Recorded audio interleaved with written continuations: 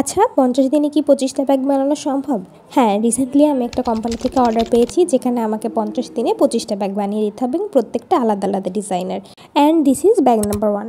এছাড়াও তোমরা সবসময় আমাকে জিজ্ঞেস করো আপু কোন পেজ থেকে সুতা নাও, কোথা থেকে সুতা নিলে ভালো হবে, আর আজকে তোমাদের সাথে সেটাও শেয়ার করবো কিভাবে আমি কোন পেজ থেকে সুতা কিনি এবং সুতা কিনে ডিসকাউন্ট পেয়েও আমি কিভাবে অখুশি হলাম সেটাও তোমাদের সাথে শেয়ার করবো।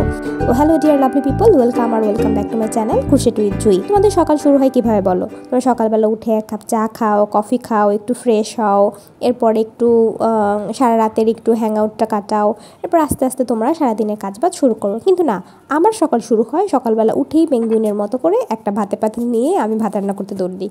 কারণ রিসেন্টলি আমি ঢাকায় শিফট হয়েছি এবং ঢাকায় সময় মতো গ্যাস থাকে না। আমাকে সকাল 6টায় উঠে 9টার মধ্যে রান্না শেষ করতে হয়। এরপরে সারাটা দিন আমি একদম ফ্রি বসে থাকি বলতে আসলে অন্য কোনো কাজ থাকে না রান্না বান্নার, কিন্তু এই যে সেলাইয়ের কাজ থাকে সেই কাজগুলো করি।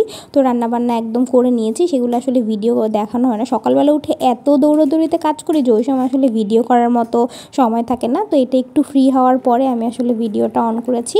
আর এই হচ্ছে আমার ভাতের মার ফালার নিনজা টেকনিক, তোমরাও শিখে নিতে পারো। সব কাজ শেষ করে একটু ফ্রি হয়ে বসলাম। সুতাটা এসেছে আরও 2-3 দিন আগে, বাট আমি আসলে চেক করে রিসিভ করতে পারিনি। ক্রাফট হাউস থেকে আমি সবসময় সুতা নিই এবং প্রথমবারের মতো তারা আমাকে একটা ডিসকাউন্ট দেয়, কিন্তু ডিসকাউন্ট দেওয়ার পরেও আমি আসলে খুশি হতে পারছিলাম না। আমি সুতা অর্ডার করেছিলাম অফ হোয়াইট কালার, বাট তারা আমাকে দিয়েছে সাদা কালার সুতা।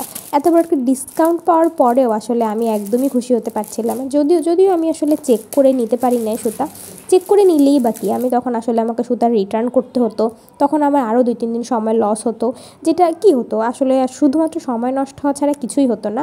তো এই জন্য আমি আসলে আর কিছু বলি নাই, তাদেরকেও কোনো কিছু বলি নাই।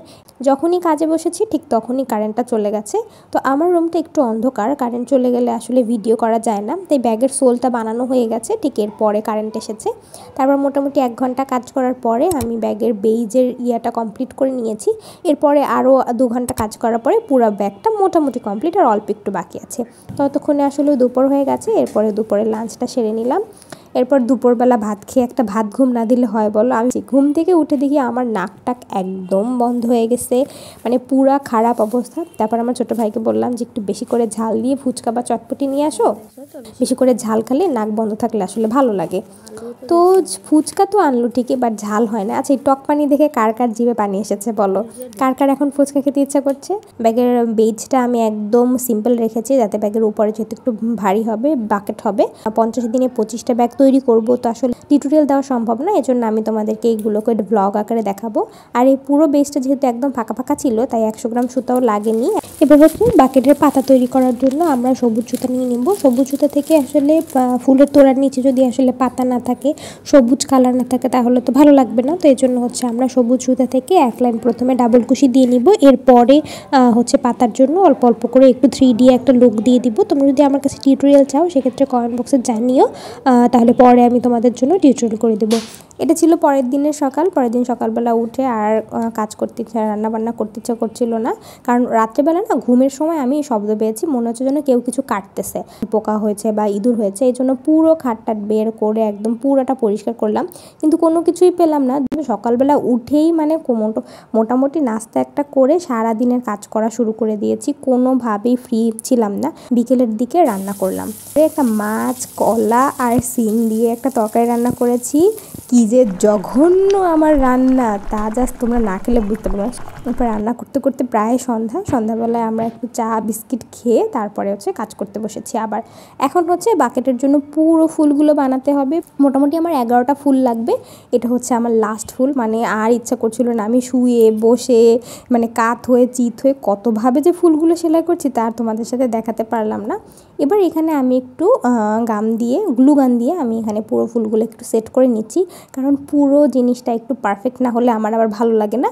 এটা তোমরা চাইলে সেলাই করেও বসাতে পারবে বা ঠিক করতে পারবে, কিন্তু আমি যেহেতু একটু বেশি পারফেকশনিস্ট, তাই আমার আসলে সব কিছু পারফেক্ট স্ট্রেইট না থাকলে ভালো লাগে না, যার জন্য আমি এখানে গ্লু গান থেকে বসিয়ে দিচ্ছি। ব্যাপারটা হচ্ছে তাড়াতাড়ি হয়েছে আর সুন্দর একদম স্ট্রেট রয়েছে। আর এটা হচ্ছে একদম ফাইনাল ফিনিশিং টাচের জন্য আমরা যেভাবে হচ্ছে ব্যাগটাকে টান দিয়ে বাকেট বানাবো, যে দড়িটা দিয়ে লাস্ট যে গিটটা দিব, সেটার জন্য আমি দড়িটা সেলাই করে নিচ্ছিলাম সবুজ সুতা থেকে।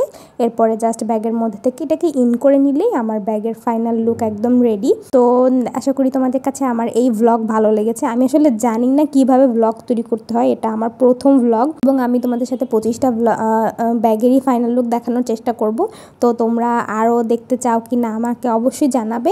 এছাড়া তোমাদের কাছে কোনো নতুন নতুন ডিজাইন থাকলে সেটাও আমাকে সাজেস্ট করতে পারো, আমি ট্রাই করব সেই ব্যাগ বানানোর। ওকে, টাটা, সিয়া, দেখা হবে পরবর্তী ব্যাগে।